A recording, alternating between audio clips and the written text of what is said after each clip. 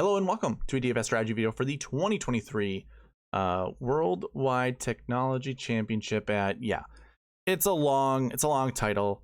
The Mayakoba Golf Championship, the Mayakoba Golf Classic, whatever you want to call it. It's at Mayakoba. It's been here since 2014. So fire up all the course history data, the tournament history, whatever you want to call it. It's all relevant this week. Now, in this video, I'm going to be going over the bucket system as well as the marquee tee times to help us narrow down our player pools as well as finding our anchor plays. Let's be real. You've already done your research. You know, you've listened to the other pods that go over strokes gain data, all that kind of stuff. You kind of have a sense of who you want to play. Let the bucket system as well as the marquee tee times narrow down your player pool even more. Because it is very successful, and I will recap the Bermuda Championship to show you how well both of those things did last week. Now, if you're unfamiliar with the bucket system, I have a video link in the description below that'll explain all about it. You only have to watch the first 5 minutes, but it is like an 18-minute long video. So if you're interested, again, video link in the description below. Now, before we get into this strategy video, just a reminder, I do like to do giveaways. It's the beginning of a new month, so this monthly giveaway is relevant. I started this like in the middle of October, so I wasn't anticipating we were going to hit our sub goal, but I have a sub goal of 500 subscribers on this channel. If we can hit that, I am going to give $50 away to anyone who participates on this channel for this entire month. Now, if you want a free entry into this giveaway, all you got to do is comment on any of the videos that I post this month. And you only get one free entry per video. So you can comment as many times as you'd like on one video. You're only going to get one free entry. Otherwise, I mean, I feel like these videos would get spammed by many of you people. So again, just one free entry, but I want to reward you guys. So if you do participate on this channel, again, I'm going to give $50 away as long as we hit our sub goal. And if we don't hit our sub goal, I'm going to give a t-shirt away instead. So it's going to have this logo on it, SweetSpotDFS, Target the Optimal. I created these like a couple months ago. If you also just want one, I'll sell one to you for $15. And as long as you live in the United States, shipping will be free. If you live overseas, we'll figure something out. But I have sizes in men's from medium to XXL, and for women, I have from medium to extra large, I believe. So if you are interested, I can certainly sell you them, but if not, I'm giving one away at the end of the month if we don't hit our sub goal. Otherwise, I'm giving $50 away. So again, if you want an entry, all you gotta do is participate on the channel. Now, I don't know if you've been seeing the little banner going across here. You can win $5 just by participating on it. There it is. Win $5 this week by subscribing to this channel if you're not already subscribed and commenting down below. If you need a topic, give me your 2 favorite golfers you're playing this week. I ask that every single week. Simple. Just gotta give me 2 golfers and you will be entered into a giveaway. Talking about that, so we had one for the Bermuda. Let's go ahead and pull that up. We had 9 people participate at the Bermuda Championship, the strategy video that is. So once I hit Y, we're gonna have our winner, Gabriel Brown. Congratulations. I don't remember last time you won, but long-time listener, long-time participant. So I'm happy to see people who continuously participate win. Well, I shouldn't say you continuously win. This is the first time in a while. But either way, you win $5. I do believe I have your contact information, so I'll reach out to you. Let you just ask you where you'd like it, Venmo or PayPal or wherever. But yeah, congratulations, Gabriel. Again, if you guys want a chance to win $5 next week, leave a comment down below. Be subscribed to the channel. Leave a comment down below. 2 favorite golfers this week, and $5 can be yours. Now, I am also providing another giveaway of sorts. I call this a refund, basically. If you sign up on PrizePicks and use the promo code SweetSpot, I will give you $20. You just had to make the initial deposit of $20 as well as sign up, and that refund will be yours. Plus, PrizePicks will match your deposit up to $100. So that 20 will turn into 40. And it really won't cost you anything except for sign-up information and the initial deposit. Now, you can put $100 in your account and they'll match that, so you'll have $200 in your account when all things are said and done, and you'll still get $20 from me. So it's really up to you, however you want to do it. Just use the promo code SweetSpot when you sign up, and the next day, I'll give you the money the next day, because I get a report every single day of people who signed up the day before. So either way, it's up to you guys. There is a link in the description below that'll get you straight to the sign up page. Simple as that. I am also providing a cheat sheet, and I encourage you guys to follow along with me throughout this video, because everything that you see on the cheat sheet, I will be going over. The only thing I ask you to do is go to the file menu, make a copy. That way you can use the filters that I have on this cheat sheet. If you don't, it's read only, so you can't even modify it however you want. You can't use the filters. Make sure you go to file, make a copy, so you can do just that. The bucket system is also attached to this cheat sheet, and again, that also has a filter. So when I go over that for the Mayakoba Golf Championship, you'll want to make a copy of this so you can also follow along with me. I'm also providing an optimizer. Everything that I'll be going over this video is built into this optimizer. So if you want this optimizer, you have to be subscribed. That goes without saying. And you got to comment down below. I want to reward you guys for participating. Also, you'll have to email me at SweetSpotDFS@gmail.com, just letting me know you would like the optimizer. But yeah, everything is built into this optimizer that I will be covering. So all the buckets, when I tell you you want at least one golfer from this bucket or that bucket, that's all built in here. You don't even have to worry about that. You just have to hit run optimizer, and the most optimal lineup will appear. You can also lock in golfers that you like and just see, where the optimizer will go. And if you don't like it, you just keep hitting run optimizer, and it just keeps spitting out more unique lineups every single time. I also do have a video link in the description that explains how to use the optimizer. So if you are still kind of like skeptical, that should explain all about it. I think it's awesome. I use this every single week. Helps me build lineups to follow along with the bucket system. Also, if you don't like the bucket system, you can turn all these to zeros in the minimum column, and you can turn all these to sixes in the maximum column, and then build out however your values see. The higher the value for this golfer, the more likely the optimizer will select them. So this has the SweetSpot score in there already. Again, the whole SweetSpot process is built in this optimizer. So if you're interested, I'm providing that. You just have to participate on the channel. That's all. Okay. Let's go ahead. Let's get into this thing. We're going to start by reviewing the Bermuda Championship, where obviously Seamus Power won. But if I pull up the summary and we go over the buckets, let me go ahead and put we don't need to put a filter on this. All I want you to do is pay attention to the column that I've highlighted here over on the right side of the screen. That is indicating whether or not that bucket was successful for this year. So what I first look at is top 10s. How many golfers from those buckets finished inside the top 10? How many were in the optimal lineup? And then I compare that to what my projection was at the beginning of the week. If any of these numbers fall within the projection, the bucket was successful. And I'm not going to talk about each of these buckets. I'm just going to show you all of the whys versus the no's. Or the ends, meaning no. The only bucket that wasn't successful was this recent Form 4 bucket. Now, I've already looked into it.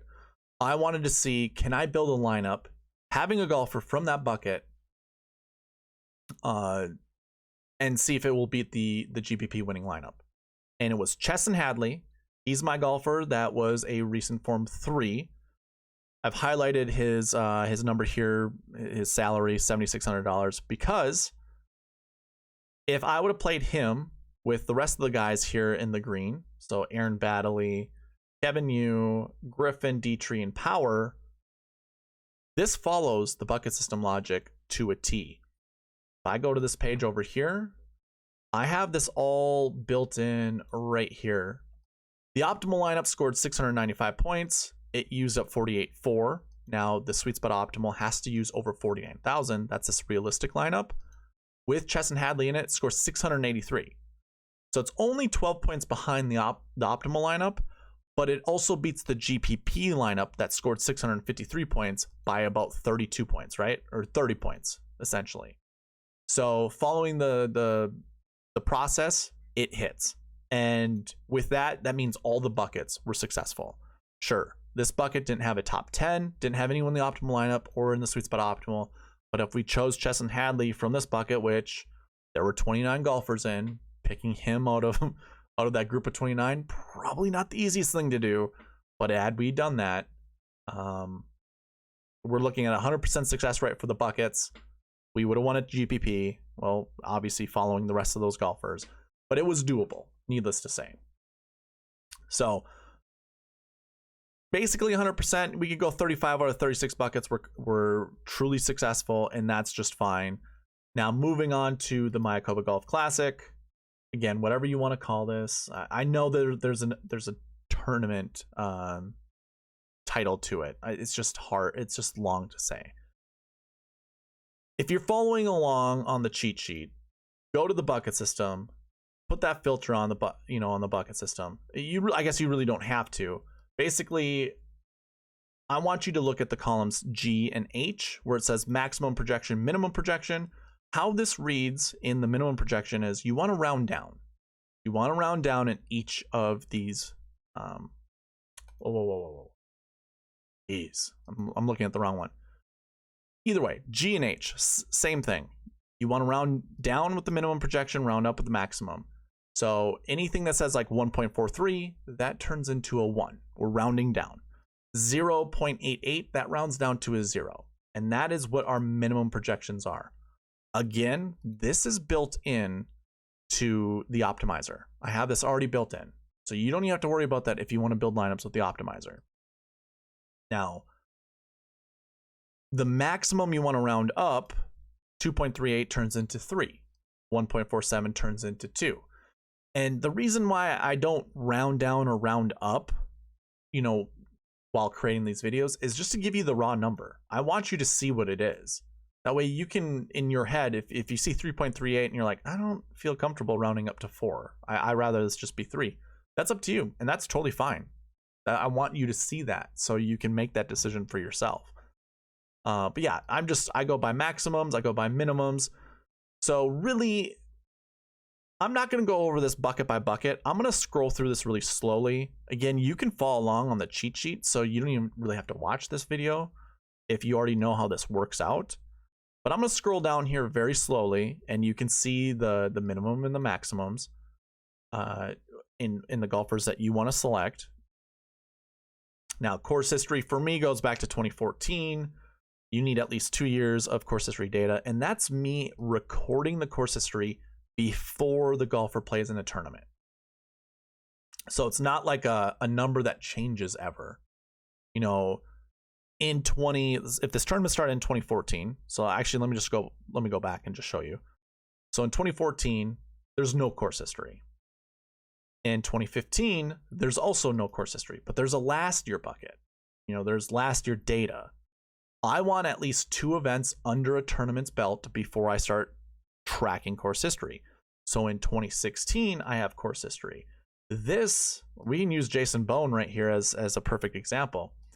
He finished 7th the year before in 2015. I'm assuming he finished 3rd in 2014. So 7th, there's Jason Bone right there, and you can already see his last year stat was 3rd. So in 2014, there he is.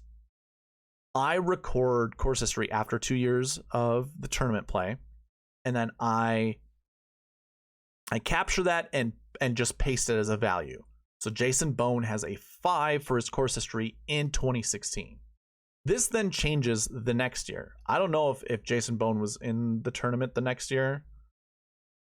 Might have to hit the find function. Sure, we can do that. See if we can find Jason Bone. Sure, there he is. So you can see he has a course history of 4. So that changes every single year with every single tournament that he plays, depending on his results. So when I say it doesn't change year to year, what I mean is in 2017, his course history will have always been a 4. It's not going to change with each result he had after that. I'm capturing his course history at that moment so we can accurately analyze, depending on does course history really matter heading into this event. That's why I like the bucket system. I don't think anyone ever does that. I think everyone, it's a running total. It's a running average that everyone does. And so when they look at like 2015, 2014, 2016, they go, hey, this golfer, Jason Bone has an overall course history of whatever, and then maybe paints out how many top 10s and stuff like that. I like to track course history for every single golfer every single year, try to give me the most accurate depiction of what to expect at this event this year with the field we have this year, and then their course history and their recent form, all that good stuff. That might actually have been the best way I've ever explained that. But that's what I'm looking at with these course history buckets. Recent form goes back the last 7 weeks. And again, I use that every single year. So every single year I'm looking at this last 7 weeks, basically. Just to give you an example, here you go. Purple indicates that there was 2 tournaments that was played in the same week. This red obviously means off. So over the last 7 weeks, maybe a golfer only plays twice, maybe only plays 3 times. 7 weeks is basically 2 months to me. And as a golfer myself, I think only the last 2 months really matter. Anything before, or, anything past that, it's not that big of a deal to me. And I don't want anything shorter than that, because we might only get 1 event for some of these golfers. And that's not enough to determine recent form. So to me, like, the golden number, personally, I think somewhere between 6 to 8 weeks. So I chose 7 as the middle ground. So that's what goes in the recent form. Again, pay attention to your minimums, your maximums, and then you want to choose golfers somewhere in there, that have those numbers somewhere there. So really, this only works with my process, unless you have a site that you can go last 7 weeks, and if course history does the same thing for you for those events, which I bet it doesn't do. I haven't seen it anywhere in the industry yet. So anyways, that's what I would do. Now, if you want to find like anchor plays, like an easier way to do anchor plays, I then suggest go to your minimum projection and just go greater than or equal to 2. Or greater than or equal to, oh, no, I'm sorry. Go to maximum projection and go greater than or equal to 2. That's what it was. This is where I think you can find your anchor buckets. Remember, I used to do that, go over anchor buckets. I think you can find, last year ones. So golfers who top 20 this event last year, you want at least one of them, a maximum of 3. So then when you would go into the cheat sheet, I'll just pull up the cheat sheet right now. You can find all your buckets over here in columns B through F. And if you put a filter on this, you can actually go by the last year bucket. And maybe we just want to take a look at last year ones. And you can sort this however you like. You can do whatever you like with this, but here are your golfers that fit that bucket.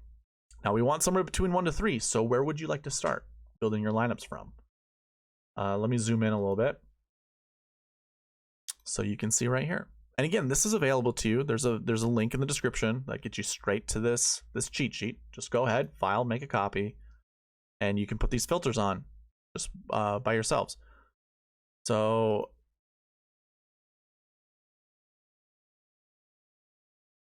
anyways, you can do that with the cheat sheet.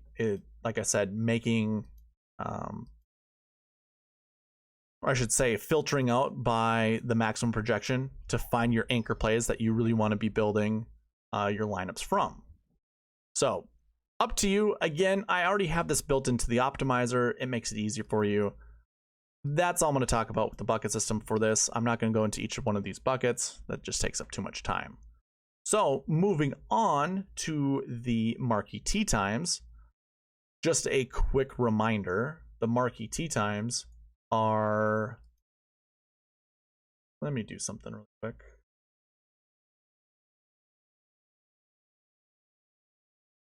Scroll up, put a filter on this. Now the marquee tee times, look at the top groups of this field based off the SweetSpot score.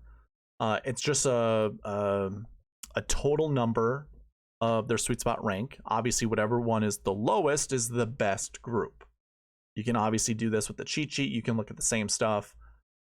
Just sort by group rank over here, and you can see the top groups. Now, if you were to add the totals of each of these groups, group number 1 equals 19. Group number 2 equals 53. Group number 3 equals 68. Group number 4, 73. So you can see the number increases as I go down. And that's just their total score for each of the golfers in the marquee tee times. And the rule is you want somewhere between 2 to 4 golfers from these marquee tee times in your lineup. And typically you don't want to select a golfer, or you don't want to select 2 or more golfers from a group. Now, I only say that because I've reviewed this over the last 60 weeks, and it's like somewhere in the high 80s, maybe low 90 percentile, that you don't find golfers from the same group in the optimal lineup. That's the only reason I say that. It just gives you a better statistical probability. Well, not so much probability, but it just gives you the best chances of hitting the optimal or perhaps winning a GPP. If we go to the 2023 Bermuda Championship, so last week's tournament, and we take a look at the marquee tee times here. This one is already sorted.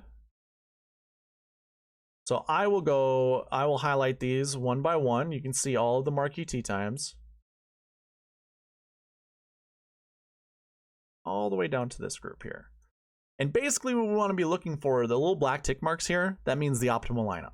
Now, there's only one golfer in these marquee tee times that are in the optimal lineup, which means it failed. One bright spot that we can use, Austin Smotherman and Denny McCarthy are in the marquee tee times. They were in the GPP winning lineup. So it's kind of a consolation of some sorts. I also have the little green highlighted salaries. This indicates the SweetSpot optimal. And unfortunately, we didn't have two of those golfers within the marquee tee times. So you can look at this as a fail. I have no problem with that. I can find some solace in some ways of saying, well, we could have gotten to Austin Smotherman. We could have started with Seamus Power and got to Austin Smotherman. Or just say the GPP winning lineups had Austin Smotherman and Denny McCarthy in it, and they were a part of the marquee tee times. So therefore, the marquee tee times works. And you can see some of these top 11, top 20, top 10 finishes all in the marquee tee times. It worked out.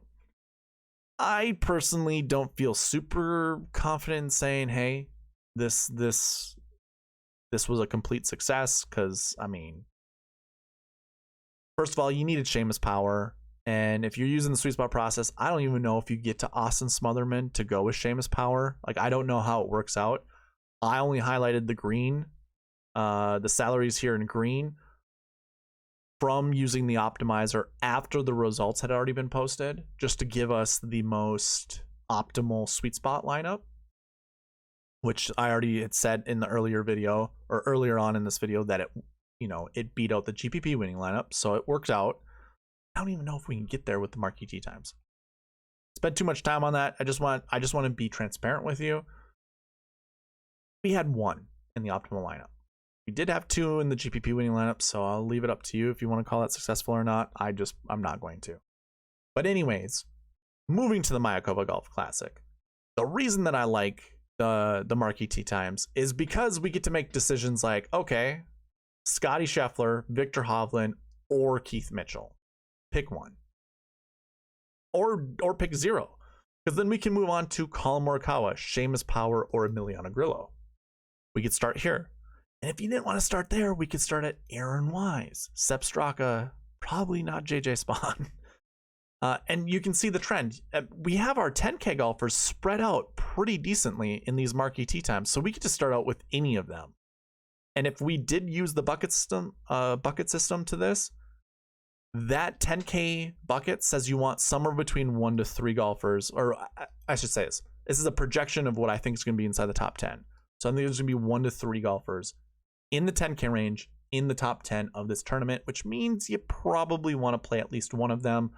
And if I'm looking at the marquee tee times, there's way too many golfers in the 10K range spread out. Like, they're not all playing together where we typically see that, meaning it's pretty ripe for the picking when it comes to building lineups. Like, you want to put a 10K golfer in your lineup. I'd be very, very, very surprised if we didn't see a 10K golfer inside the top 10. So just start there. Just start building your lineups. And it doesn't really matter with whom. Personally, I like Scotty Scheffler and Victor Hovland the most this week. If you don't and you wanted to play Billy Horschel, more power to you. Personally, I don't think I'm going to play Jason Day. I think you just stay away from Jason Day unless he's in the 7K range. I don't mind Justin Rose, although we haven't seen him in forever. But again, all this is up to you. Select 2 to 4 golfers from these marquee tee times, preferably not golfers from the same group. Try to mix and match throughout all of the groups as best as possible. But if you do like 2 golfers from the same group, so be it. So be it. I mean, the Marquee Tee Times have had 2 golfers in the optimal lineup from the same group. It happens. This doesn't happen frequently. So if you have a good feeling about that, by all means, go do so. But don't play 3 golfers from the same group. That's the other thing that I like about doing this. Never have I ever seen 3 golfers from the in a Marquee Tee Time, or just in any group together in an optimal lineup ever. So if it works out to you, you're like, well, I do like Maverick McNeely, I do like Brian Harmon, and I do like Adam Long. Well, the sweet spot process tells you don't do that. You're most likely not going to be successful doing that. So that's why I like doing it this way. Same applies for like Billy Horschel, Jason Day, and Justin Rose. Like, you could fit those guys in a lineup very easily, but I'm telling you not to, because they're most likely not going to be in the optimal lineup together. They're not going to be in the GPP winning lineup together. So just stay away from them. So that's, again, why I like the bucket system. That's why I like the Marquee Tee Times. It helps you stay away from bombshells like that, or just whatever you want to call them, bad plays. So anyways, with that being said, personally, like I said, I like Scheffler, I like Hovland as my top guys. I'm probably staying away from a Morikawa, although that's an enticing price tag. I guess I don't mind that. Same applies with Aaron Wise. I do like him as well. I don't think I'm going to play 2 10K golfers at the same time. There's a lot of good 10K and above golfers, and it's difficult to try to choose one. Yeah, I don't know.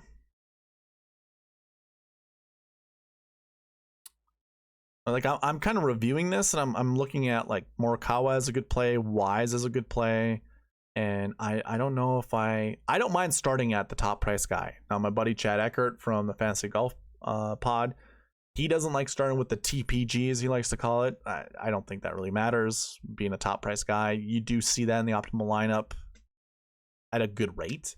Good rate being like 7%, like still good into some regards. It's not 0, so I don't mind playing Sky Scheffler. I don't know yet. I'm gonna have to mess around with playing with lineups before I like really get in on one or another golfer.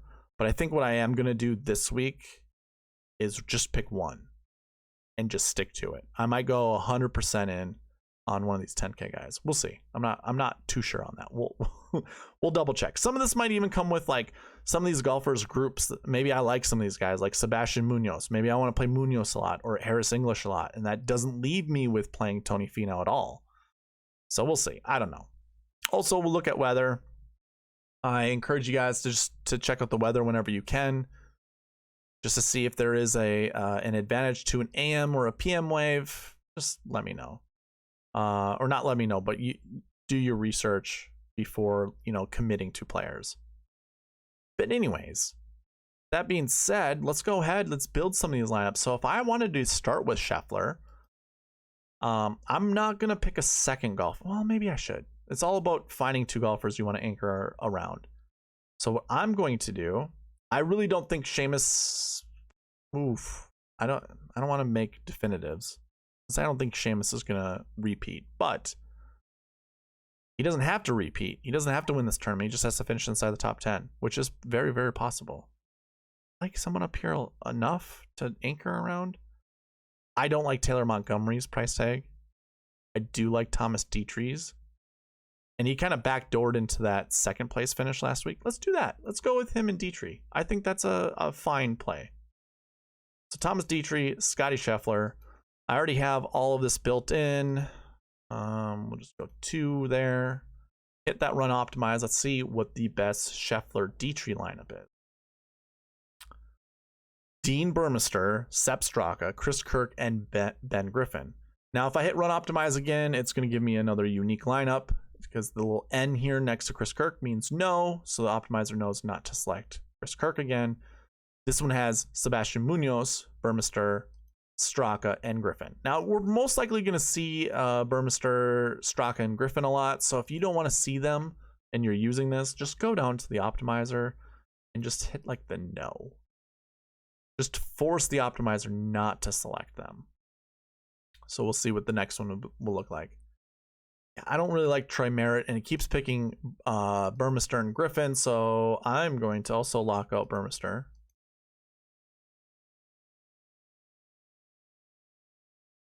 See what this does. Okay, that's cool. Willett was a play that I was thinking of considering, so I like seeing him up there with Scheffler and Dietrich. Griffin keeps showing up. I can also go down to Griffin and say no to looking at Ben Griffin. We can go ahead and hit run optimizing. I'm assuming he's showing up as much because he's had some decent recent form. He kind of messed up the tournament last week, but what can you do? Scheffler, Dietrich, KH Lee, Svensson, Willett, Benny N. That's a pretty good lineup. I don't mind that one. Now we can also switch this up from Scheffler to Hovland, because obviously I said I liked Hovland. See what we get here. Maybe it changes, maybe it doesn't. It just depends on what buckets each of these are in. And it does change. So we go from Hovland to Harman, Dietrich, S.H. Kim, Willett, and Audrey Arnaud. Or Arnaus. I don't remember how to say his last name, but that's interesting. I do like this diversity with lineups. Okay, now we just see Harman. I don't want to see Harman that many times. I'm going to build like 2 more. Here's a fun lineup. I like this one. Dietrich, Hadwin, Buckley, S.H. Kim, Danny Willett. If I was to do Aaron Wise instead, you might get some of these higher 9K golfers, maybe? No. Interesting. Dietrich, Mitchell, English, Aaron Rye, and Danny Willett. Also, this optimizer, the SweetSpot process, will get you on low-owned golfers just naturally. Ooh, I like having Davis Riley in there. That's a really good lineup. I like this one a lot. Anyways, so if you're interested in the optimizer, you can build some very unique lineups, not really even considering ownership, because it's all based off of buckets. If you are interested in that, be subscribed, comment down below, email me at SweetSpotDFS@gmail.com, and let me know you're interested in using the optimizer, and I'll send it to you. But that is the end of this video. A reminder, hopefully you follow along with the cheat sheet that was available in the description below. I just mentioned the optimizer, so past those things, I am doing a weekly giveaway. You can see on the screen right there, win $5. It just actually passed right there. Win $5. All you gotta do is be subscribed to the channel, comment down below, give me your 2 favorite golfers, and you have a free entry into this giveaway, which I will run during the next strategy video next Tuesday. But if you also want to be entered, doing that, I should say, will also get you into the entry for the monthly giveaway. So that is also available to you. Again, just being subscribed. But we do need to hit the subscriber goal of 500 subscribers for this channel, not 500 new subscribers.